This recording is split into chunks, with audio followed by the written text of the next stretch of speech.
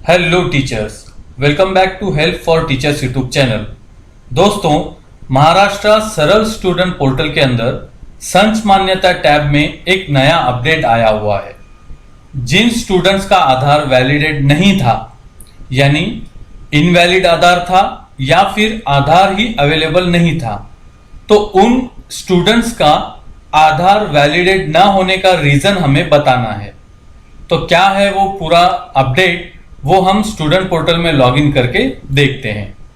तो अब मैंने यहाँ पे स्टूडेंट पोर्टल में लॉगिन कर लिया हुआ हूँ और अब यहाँ पे संच मान्यता टैब जो ऊपर दिया हुआ है उसमें अगर आप जाकर देखेंगे तो यहाँ पे नीचे एक टैब नए से शुरू किया गया है, आधार इनवैलिड स्टूडेंट्स रीजन एंट्री। तो इस पे हम क्लिक कर लेते हैं। उसके बाद यहाँ पे आपके स्कूल में जितने भी स्टूडेंट्स आधार इनवैलिड है या फिर आधार ही अवेलेबल नहीं है, उनकी एक लिस्ट यहाँ पे ओपन हो जाएगी। अब जिस स्कूल का मैंने यहाँ पे लॉगिन किया हुआ है वहां पे सिर्फ एक ही स्टूडेंट है। यहाँ पे आप देख सकते हैं एक ही स्टूडेंट ऐसा बता रहा है जिसका आधार अवेलेबल नहीं है। यहाँ पे आप देख सकते हैं आधार रिमार्क में कुछ भी नहीं आया हुआ है, यानी इनवैलिड या फिर सस्पेंडेड कुछ भी यहाँ पे बता रहा नहीं है। ये जो स्टूडेंट है इसका आधार ही अवेलेबल नहीं है, तो उसका रीजन के लिए यहाँ पे लास्ट का कॉलम दिया हुआ है आधार रीजन। इस पे यहाँ पे सिलेक्ट ऑप्शन में अलग अलग ऑप्शन है, वो ऑप्शन क्या क्या है पहले देख लेते हैं। इसमें यहाँ पे टोटल 5 ऑप्शन दिए हुए हैं। सबसे पहला ऑप्शन है आधार कैंसल्ड, उसके बाद है आधार नॉट अवेलेबल, यानी अगर स्टूडेंट का आधार ही अवेलेबल नहीं है तो आप यहाँ पे आधार नॉट अवेलेबल ये ऑप्शन को सिलेक्ट कर सकते हैं। उसके बाद है आधार सस्पेंडेड और उसके बाद all details match with Aadhaar but they are still invalid.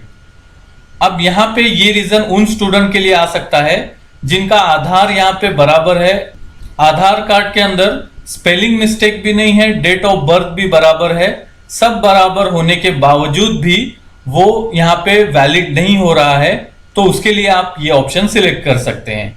और सबसे लास्ट ऑप्शन है mismatch in catalogue details and Aadhaar details, यानी आधार में रॉन्ग एंट्री हुई है, चाहे वो डेट ऑफ बर्थ हो या फिर स्पेलिंग मिस्टेक हो, लेकिन स्कूल के रिकॉर्ड में वो नेम अलग है या फिर डेट ऑफ बर्थ अलग है और आधार पे अलग है।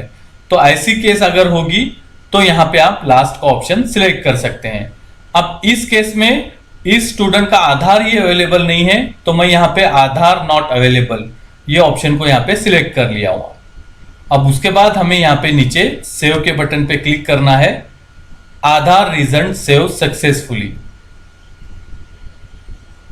तो आप यहाँ पे देख सकते हैं आधार नॉट अवेलेबल का रीजन यहाँ पे सिलेक्ट हो चुका है।